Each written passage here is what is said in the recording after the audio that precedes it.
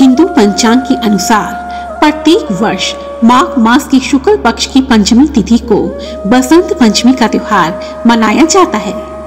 बसंत पंचमी का यह पर्व संगीत, ज्ञान और विवेक की अधिष्ठात्री देवी माता सरस्वती को समर्पित है।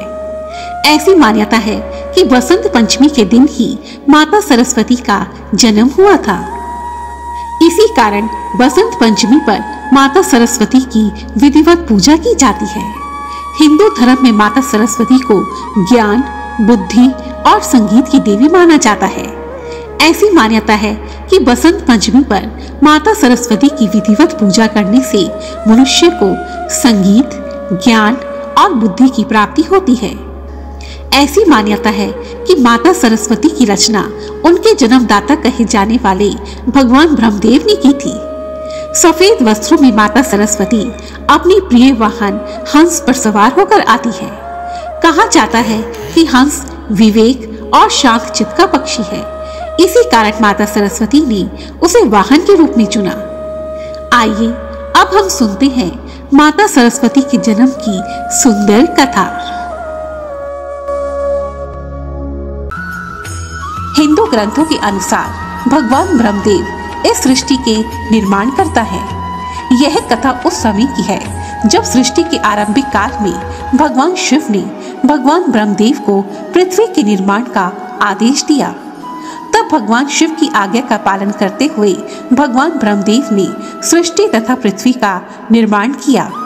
उन्होंने मनुष्य योनि तथा जीव जंतुओं की रचना की। उन्होंने पृथ्वी पर समुद्र, नदियां, पहाड़, जीव जंतु, पेड़ पौधे इत्यादि का निर्माण किया। सृष्टि की रचना के पश्चात एक दिन ब्रह्मदेव अपनी बनाई सृष्टि को देखने के लिए धरती पर आए और धरती पर भ्रमण करने लगे।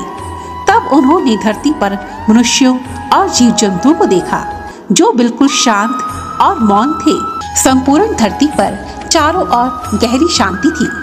सभी कुछ बहुत नीरस था। यह दृश्य देखकर ब्रह्मदेव को बहुत दुख हुआ और उन्हें ऐसा प्रतीत हुआ कि उनकी बनाई सृष्टि कुछ कमी रह गई है। तब ब्रह्मदेव ने अपनी इस समस्या के निवारण के लिए अपने कमंडल से कुछ जल की बूंदें हाथ में लेकर संकल्प स्वरूप उस जल को पृथ्वी पर छिड़क कर भगवान विष्णु की स्तुति करनी आरंभ कर दी। ओम नमो भगवते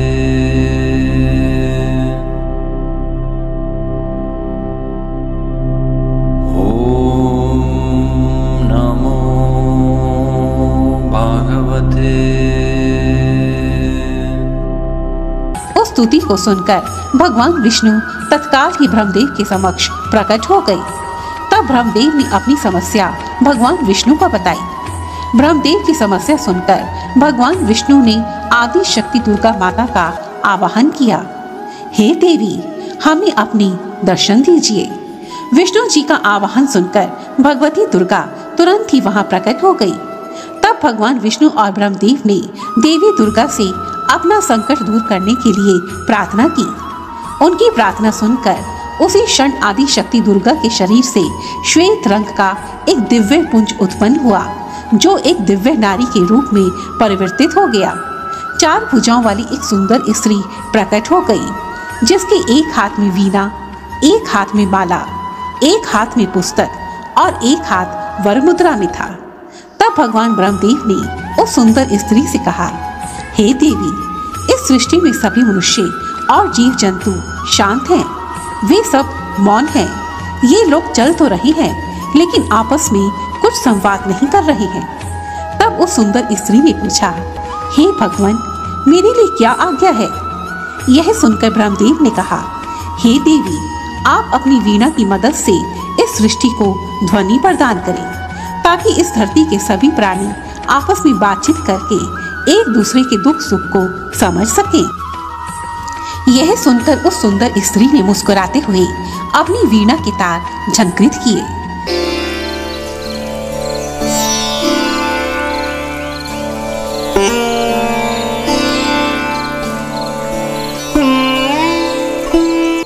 उन वीणा के तार के झंकृत होते ही संपूर्ण सृष्टि में एक मधुर नाद उत्पन्न हो गया और उसी क्षण नदियां मधुर स्वर में कलकल करती हुई बहने लगी। शीतल मंद हवा साई साई करती हुई चलने लगी। भंवरे गुनगुन करते हुए गुनगुनाने लगे और इस प्रकार संपूर्ण पृथ्वी में विभिन्न प्रकार की ध्वनियां गूंज उठी, जिस कारण सभी प्राणियों में एक नया उत्साह और उमंग का संचार हुआ। इसी के साथ साथ माता सरस्वती ने पृथ्वी पर सभी प्राणियों को बुद्धि और विद्या भी प्रदान की। माता सरस्वती के कारण ही हर जीव के अंदर विभिन्न कार्यों को करने की निपुणता तथा कौशल उत्पन्न हुआ। तब सभी देवताओं ने शब्द और रस का संचार करने वाली उस देवी को वाणी की अधिष्ठात्री देवी माता सरस्वती कहकर संबोधित किया। वह दिन माघ मास के शुक्ल पक्ष की पंचमी का दिन था और उसी समय से वह दिन माता सरस्वती के जन्म दिवस के रूप में मनाया जाने लगा। तब आदि शक्ति दुर्गा ने ब्रह्मदेव से कहा, जिस प्रकार लक्ष्मी श्री विष्णु की शक्ति है, पार्वती महादेव की शक्ति है, उसी प्रकार यह माता सरस्वती देवी ही आपकी शक्ति होगी। ऐसा कहकर आदि शक्ति श्री दुर्गा सभी देवताओं के देखते देखते वही अंतर्ध्यान हो गई और उसी समय से माता सरस्वती ब्रह्मदेव जी की शक्ति के रूप में पूजी जाने लगी। एक अन्य कथा के अनुसार भगवान श्री कृष्ण ने माता सरस्वती से प्रसन्न होकर उन्हें यह वरदान दिया था कि बसंत पंचमी के दिन तुम्हारी भी आराधना की जाएगी और उसी समय से इस धरती पर बसंत पंचमी के दिन विद्या की देवी मां सरस्वती की पूजा की जाने लगी। आज भी संपूर्ण भारतवर्ष में माता सरस्वती की पूजा विधि विधान से की जाती है। इस दिन लोग पीले वस्त्र धारण करते हैं तथा माता सरस्वती को पीले रंग की मिठाई का भोग लगाते हैं। विद्यार्थीगण इस दिन अपनी पुस्तकों की पूजा करते हैं तथा संगीत गायक इस दिन अपने संगीत उपकरणों जैसे कि हारमोनियम, तबला, गिटार इन सब की पूजा करते हैं। ऐसा करने से मां सरस्वती प्रसन्न होकर उन्हें अपनी कृपा प्रदान करती है। हे माता सरस्वती, मैं आपको बारंबार नमस्कार करती हूँ। आप हम सबको मधुर संगीत, मधुर वाणी, उत्तम ज्ञान तथा विद्या प्रदान कीजिए। जय माता सरस्वती, जय वीणा वादिनी। तो यह थी माता सरस्वती के जन्म की कथा। यदि आपको यह वीडियो पसंद आई है तो प्लीज इसे लाइक कीजिए और इस कथा को दूसरों के साथ भी शेयर कीजिए। जय माता सरस्वती। धन्यवाद।